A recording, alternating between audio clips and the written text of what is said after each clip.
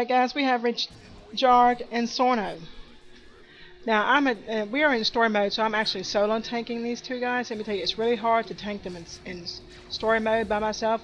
So imagine what it's like in hard mode and nightmare mode. You will need actually two tanks in hard mode and nightmare mode. Your weaker tank, if there's a significant difference in your two tanks, can actually be on Sorno because he's a healer type.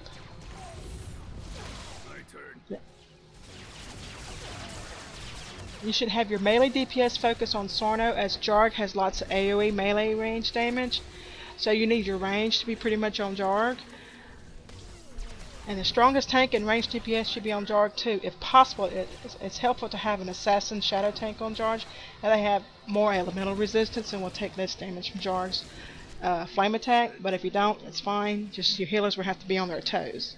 When the fighting starts, have each tank run to one side and taunt their specific boss. As soon as they are in range, it will take a few moments for the bosses to jump into melee range. Once they have the aggro and are separated, your DPS needs to target their boss to start burning them down. Periodically, either Jarg or Sorno will employ their own special mechanics. Sorno will periodically jump up to the rafters and begin shooting missiles randomly throughout the room. Can avoid the purple spot. I believe it's purple spots right on the floor.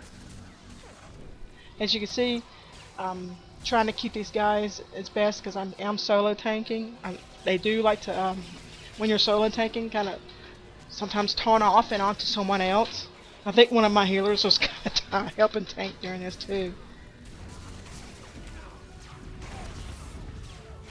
So with as many mechanics this type, watch the ground for the indicator and move away. When Sorno flies up, a small carbonizer probe will spawn, and the person tanking Jarg and freeze him. So yeah, I got froze a lot.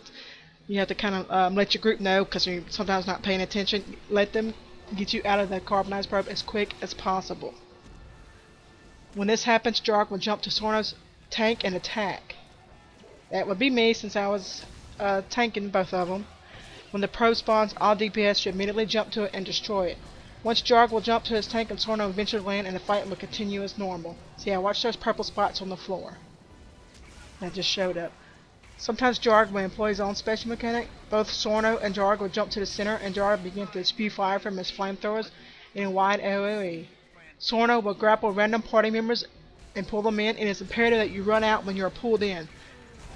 Your party should continue to burn down both bosses as quickly as possible, because they have to pretty much die at the same time. So when one boss reaches 20%, get off that boss and get the other one down. At that time, you will need to access how close each boss is to death and redirect the DPS or slow it down so that you can ensure that you will kill them in seconds of each other, because if you don't, I think one of them kind of enrages with each other. What I'm going to do is I'm going to let you enjoy the rest of the fight.